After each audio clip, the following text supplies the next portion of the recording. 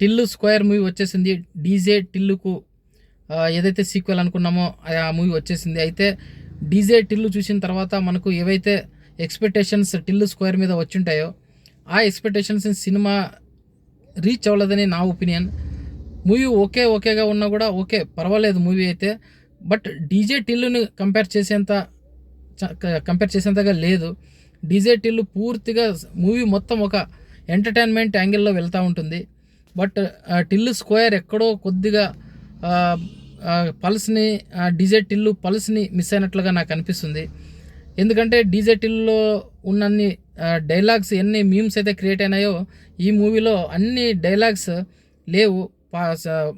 ఏదైతే DJ Tillu movie ఉందో అందులో చాలా ఇది చాలా ఫేమస్ అయిన డైలాగ్స్ ఉన్నాయి. బట్ ఇక్కడ అన్ని డైలాగ్స్ లేవు.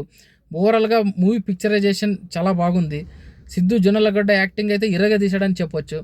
మూవీ ఆద్యాంతం సిద్ధు జొన్నలగడ్డ యాక్టింగ్ చాలా సూపర్గా ఉంటుంది. క్యారెక్టరైజేషన్ కూడా చాలా సూపర్గా ఉంది.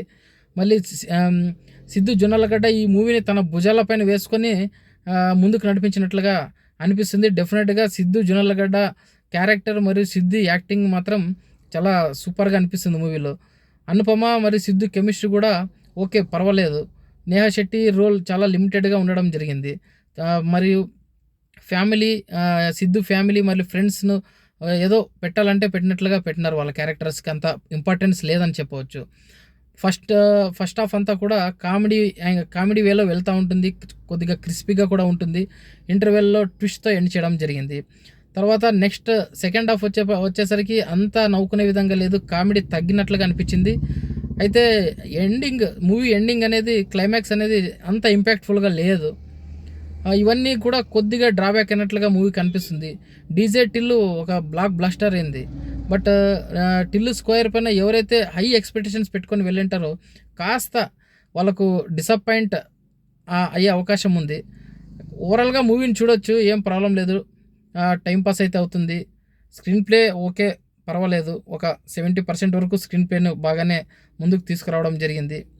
ఓవరాల్గా మూవీని చూడొచ్చు, ఎంజాయ్ చేసేలాగా ఉంది. మరి అంత తీసేసేలాగా అయితేనే ఏం లేదు. డీజే టిల్లు రేంజ్లో కాకపోయినా దానికంటే కొద్దిగా తక్కువగానే ఉంది.